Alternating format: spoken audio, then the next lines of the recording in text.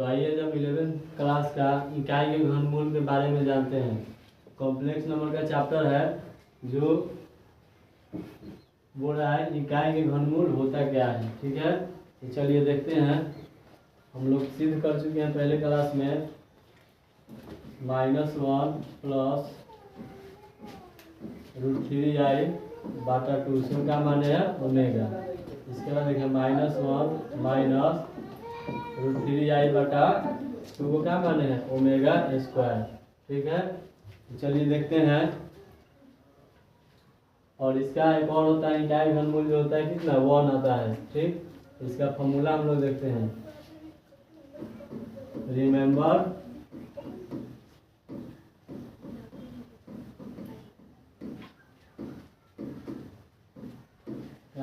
Formula देखिए क्या होता है 1 प्लस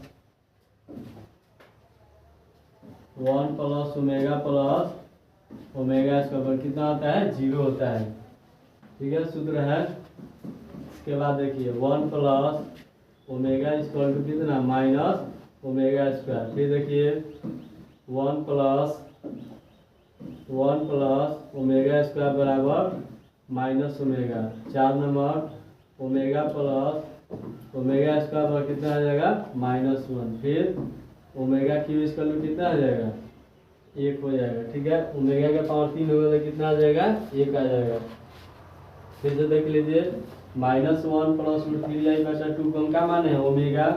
ठीक है, -1 माइनस √3i/2 को क्या माने हैं ओमेगा स्क्वायर। इकाई घनमूल 3 होता है 1 होता है।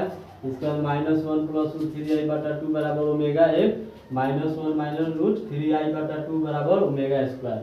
ठीक, इसके बाद फॉर्मूला आ जाता है 1 प्लस ओमेगा स्क्वायर कितना आ जाएगा 0। 1 प्लस ओमेगा बराबर कितना आ जाएगा minus omega square.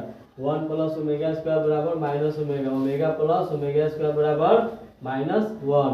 Omega cube का मान कितना आता है 1 आता है। ठीक है, तो देखिए दोस्तों इसके बाद आगे चलते हैं। जैसे मान लीजिए ओमेगा का पावर 4 5 6 7 20 50 कुछ भी आए तो उसको हम कैसे हल करते हैं। तो चलिए देखते हैं।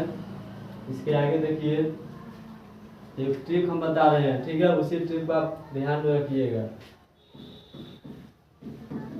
चलिए देखिए ओमेगा का पावर जैसे मान लीजिए 3 से ज़्यादा रहे, जैसे 4, ठीक है 7 10। ठीक, चलिए भाग दे रहे हैं तो ओमेगा के पावर कुछ भी आ जाए हमेशा 3 से भाग देना है। ठीक है, ओमेगा का पावर जब 3 से ज़्यादा आ रहा है तो हमेशा क्या करेंगे हम 3 से भाग करेंगे। इसमें देखो ओमेगा पर कितना रहा है 4 7 10, तो जब भी भाग करेंगे इसमें कितना रहा है शेषफल 1 आ रहा है। तो यहाँ पर हम क्या लिखे 1 लिखे हैं। तो जब भाग किया तो शेष 1 है तो इसका कितना आ जाएगा ओमेगा कितना आ जाएगा। भाग देने पर शेष 1 आ रहा है तो कितना आ जाएगा ओमेगा।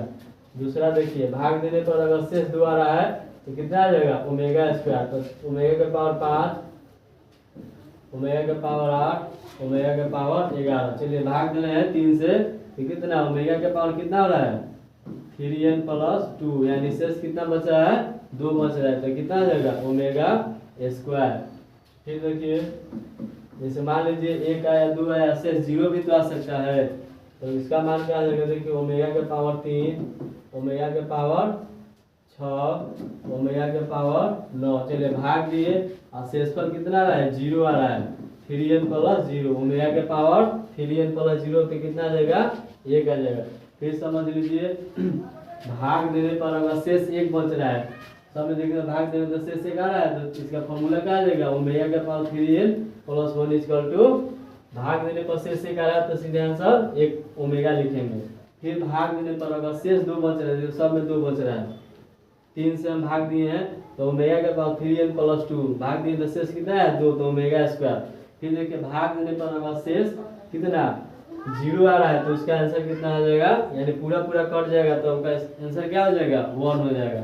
ठीक है, अगर वीडियो अच्छा लगे तो लाइक शेयर और कमेंट कर दीजिए।